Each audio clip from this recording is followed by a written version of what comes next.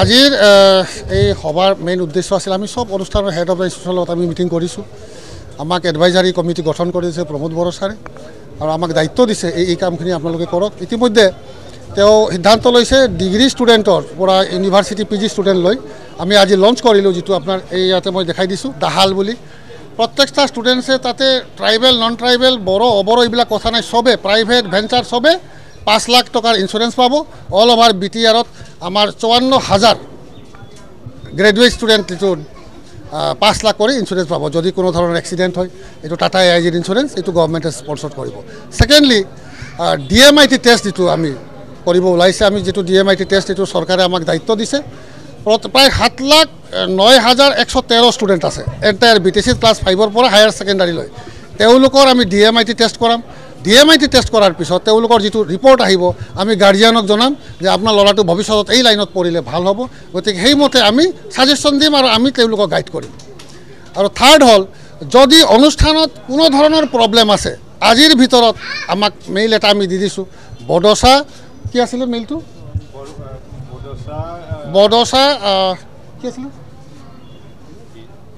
BTR বডোচা BTR তাৰপিছত কি আছিল @gmail.com সেই এটা আমি ৱেবছাইট আমি দি দিছোঁ, যিটো মেইল ID দিছোঁ। তাতে আমাক প্ৰব্লেমটো জনাব কৈছোঁ। এটা প্ৰব্লেম বেছি নহয়, আমি প্ৰমোদ বড়ো ছাৰক আমি যাতে কনভিন্স কৰিব পাৰোঁ। তো এতিয়া তেওঁ গোটেইখিনি ইলেকশ্যনৰ আগতেও গোটেইখিনি সম্ভৱটো নহ'ব, গতিকে যিমানখিনি পাৰি আমি ছাকচেছফুল কৰিম। কিন্তু ইনিচিয়েলি আমি যিমান ষ্টুডেণ্ট আছে DMIT সেইখিনি, কাৰণ দুখীয়া ল'ৰা ছোৱালী পইচা দিব নোৱাৰে, 1 পইচাও তেওঁলোকৰ নালাগে, এইটো চৰকাৰে বহন কৰিব। আৰু যিটো ইঞ্চুৰেঞ্চৰ পইচাটো BTC চৰকাৰে বহন কৰিব। আমি এডভাইজাৰী কমিটি হিচাপে আহিছোঁ আৰু সেইখিনি আমি জনাইছোঁ। আৰু এইটো ক্লাছ 5ৰ পৰা হায়াৰ ছেকেণ্ডাৰীলৈ হয়। এইটো যদি আমি প্ৰাইভেটলি কৰিব যাই তেতিয়া আপোনাৰ 3,500 লাগে, কিন্তু আমাৰ চৰকাৰে এইটো ফ্ৰী কৰাই দিব। আৰু আমাৰ টীম ইতিমধ্যে আহি পাইছে, কাৰণ এইটো কোনো পইচা নালাগে, কোনো পইচাও দিব নালাগে, ৰিপৰ্টৰো পইচাও নালাগে। ৰিপৰ্টটো আমি গৈ গাৰ্জিয়ানক পहुঁচাই দিম যে আপোনাৰ ল'ৰাটো ভৱিষ্যতত এনেকুৱা হ'ব। ধৰক কিবা কাৰণ ড্ৰাগছ এডিক্টেড হ'ব পাৰে, সেই তাক ডিটেকশ্যন কৰাৰ কাৰণে গাৰ্জিয়ানক আমি ইনফৰমেশ্যন দিম।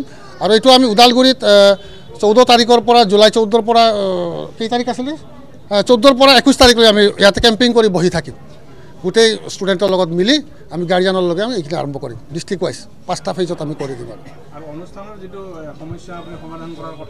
অনুষ্ঠানৰ সমস্যাটো আমাৰ বেলেগ বেলেগ নহয়। আমাৰ ইয়াতে টকাৰ প্ৰশ্ন নাহে, আমাৰ টকাৰ প্ৰশ্ন নহয়। কিবা এটা মেজৰ সমস্যা থাকিব পাৰে, কাৰোবাৰ চাকৰি ৰেগুলাৰাইজ হোৱা নাই, কাৰোবাৰ কিবা ছাছপেনশ্যন হৈ আছে, প্ৰত্যেকটা স্কুলৰ আছে, কাৰোবাৰ পোষ্ট ফিল আপ হোৱা নাই। আমি টকাৰ কথা কোৱা নাই। এনি মেজৰ প্ৰব্লেম যদি আছে আমি ইলেকশ্যনৰ আগতে প্ৰমোদ বড়ো ছাৰে আমাক এচুৰেঞ্চ দিছে, আমি কৰি দিম প্ৰব্লেম। আৰু যদি কাৰোবাৰ মেজৰ প্ৰব্লেম যিটো প্ৰত্যেকটা স্কুলত আছে না,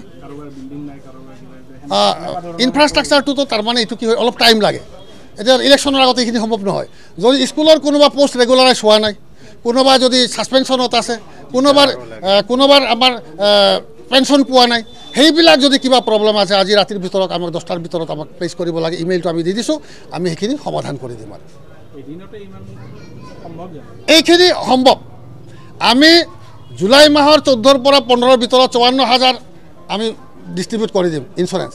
আৰু কাৰোবাৰ যদি পোষ্ট প্ৰব্লেম আছে, চাকৰি ৰেগুলাৰাইজৰ, এইখিনি আমি কৰি দিম।